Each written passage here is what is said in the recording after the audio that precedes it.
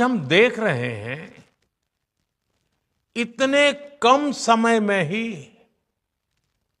National space day हमारे युवाओं में उत्साह और आकर्षण का अवसर बन गया है। ये देश के लिए गर्व की बात है। मैं स्पेस सेक्टर से जुड़े सभी लोगों को, वैज्ञानिकों को, सभी युवाओं को नेशनल स्पेस डे की बहुत बहुत बधाई देता हूं।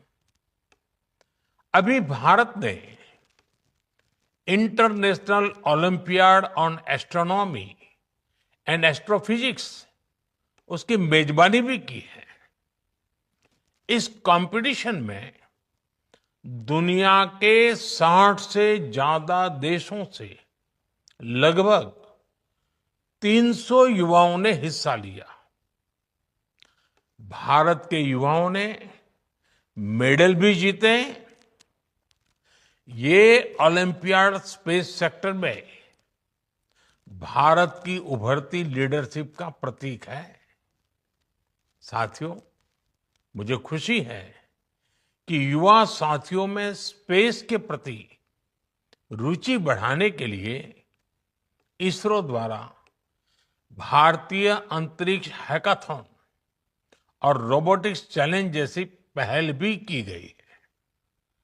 मैं इन प्रतिस्पर्धाओं में हिस्सा लेने वाले स्टूडेंट्स और विजेताओं को बहुत बहुत बधाई देता हूं।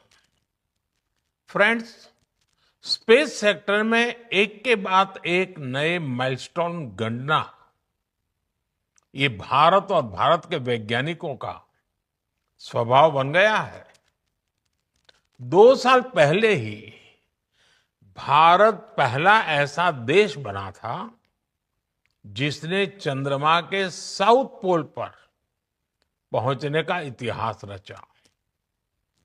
हम स्पेस में डॉकिंग, अनडॉकिंग की क्षमता रखने वाले दुनिया के चौथे देश भी बन गए हैं। अभी 3 दिन पहले ही मेरी ग्रुप कैप्टन शुभांशु शुक्ला से मुलाकात हुई है। उन्होंने इंटरनेशनल स्पेस स्टेशन पर तिरंगा फहराकर हर भारतीय को गर्व से भर दिया। जब वो तिरंगा मुझे दिखा रहे थे,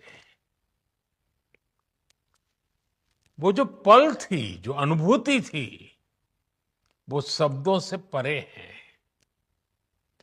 ग्रुप कैप्टन शुभांशु से हुई चर्चा में मैंने नए भारत के युवा के असीम हौसले और अनंत सपनों को देखा है। इन सपनों को आगे बढ़ाने के लिए हम भारत का एस्ट्रोनॉट पूल भी तैयार करने जा रहे हैं। मैं आज स्पेस डे पर अपने युवा साथियों को भारत के सपनों को उड़ान देने के लिए इस एस्ट्रोनॉट पूल से जुड़ने के लिए आमंत्रित करता हूं।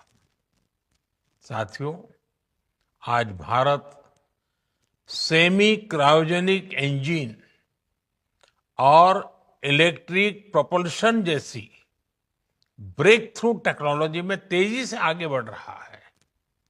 जल्द ही आप सब वैज्ञानिकों की मेहनत से भारत गगनयान की उड़ान भी भरेगा और आने वाले समय में भारत अपना स्पेस स्टेशन भी बनाएगा। अभी हम मून और मार्स तक पहुंचे हैं। अब हमें गहरे अंतरिक्ष में उन हिस्सों में भी झोंकना है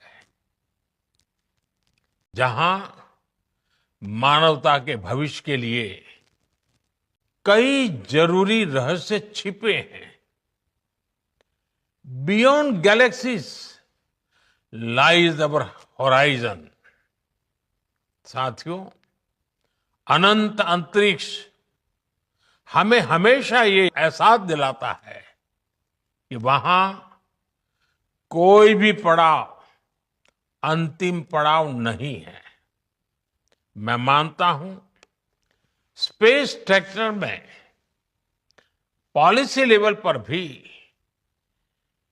कहीं कोई आखिरी ठहराव नहीं होना चाहिए।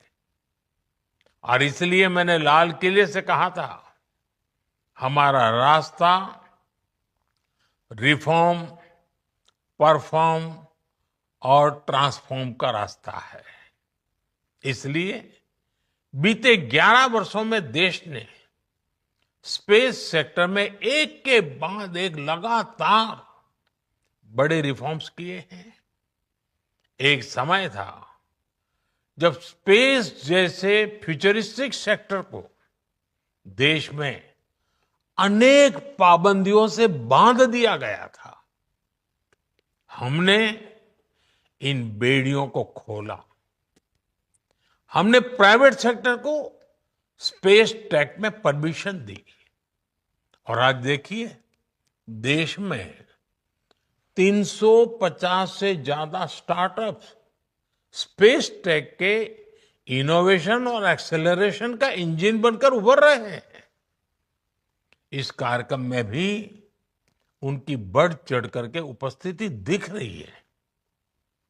हमारे प्राइवेट सेक्टर द्वारा बनाया गया पहला पीएसएलवी रॉकेट भी जल्द ही लॉन्च किया जाएगा। मुझे खुशी है कि भारत की पहली प्राइवेट कम्युनिकेशन सैटेलाइट भी बनाई जा रही है। पब्लिक प्राइवेट पार्टनरशिप के जरिए अर्थ ऑब्जर्वेशन सैटेलाइट कॉन्स्टलेशन भी लॉन्च करने की तैयारी है। आप कल्पना कर सकते हैं स्पेस सेक्टर में भारत के युवाओं के लिए बहुत बड़ी संख्या में अवसर बनने जा रहे हैं। साथियों, मैंने 15 अगस्त को लाल किले से ऐसे अनेक क्षेत्रों का जिक्र किया था जिसमें भारत को आत्मनिर्भर होना बहुत जरूरी है। मैंने हर सेक्टर को अपने लक्ष्य तय करने को कहा है।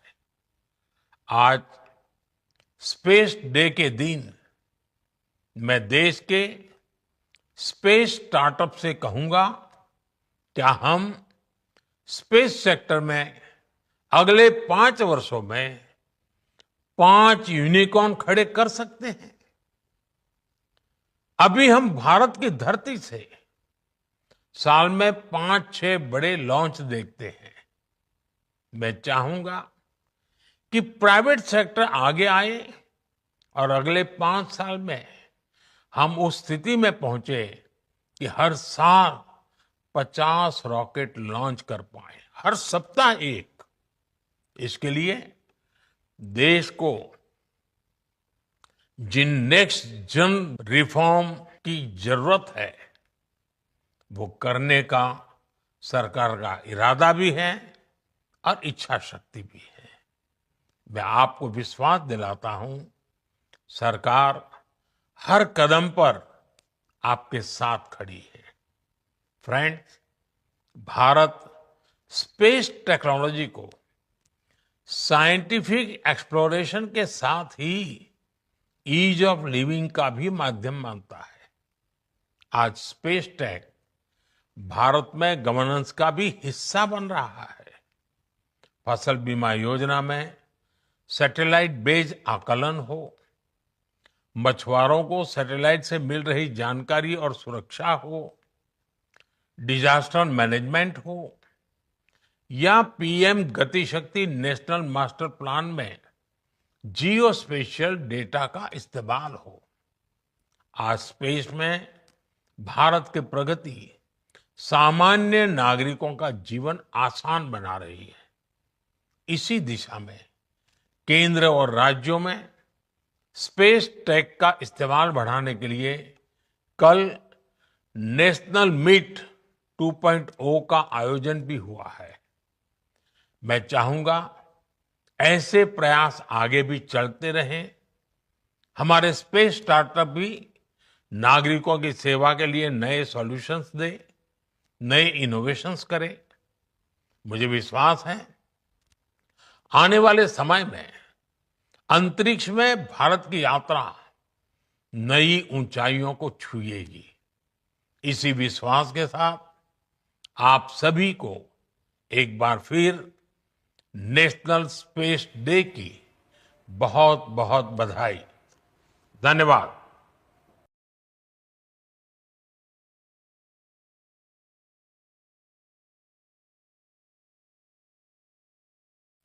एवं इंजीनियर्स और मेरे प्यारे देशवासियों, आप सभी को नेशनल स्पेस डे की बहुत बहुत शुभकामनाएं। इस बार स्पेस डे की थीम है आर्यभट्ट से गगनयान तक। इसमें अतीत का आत्मविश्वास भी है और भविष्य का संकल्प भी है। आज हम देख रहे हैं इतने कम समय में ही नेशनल स्पेस डे हमारे युवाओं में उत्साह और आकर्षण का अवसर बन गया है। ये देश के लिए गर्व की बात है। मैं स्पेस सेक्टर से जुड़े सभी लोगों को, वैज्ञानिकों को, सभी युवाओं को नेशनल स्पेस डे की बहुत बहुत बधाई देता हूं। अभी भारत ने international olympiad on astronomy and astrophysics उसकी मेजबानी भी की है। इस कंपटीशन में दुनिया के 60 से ज्यादा देशों से लगभग 300 युवाओं ने हिस्सा लिया। भारत के युवाओं ने मेडल भी जीते। ये ओलंपियाड स्पेस सेक्टर में भारत की उभरती लीडरशिप का प्रतीक है। साथियों, मुझे खुशी है कि युवा साथियों में स्पेस के प्रति रुचि बढ़ाने के लिए इसरो द्वारा भारतीय अंतरिक्ष हैकाथॉन और रोबोटिक्स चैलेंज जैसी पहल भी की गई है।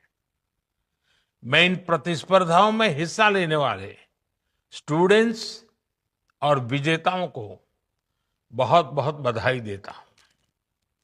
फ्रेंड्स, स्पेस सेक्टर में एक के बाद एक नए माइलस्टोन गणना, ये भारत और भारत के वैज्ञानिकों का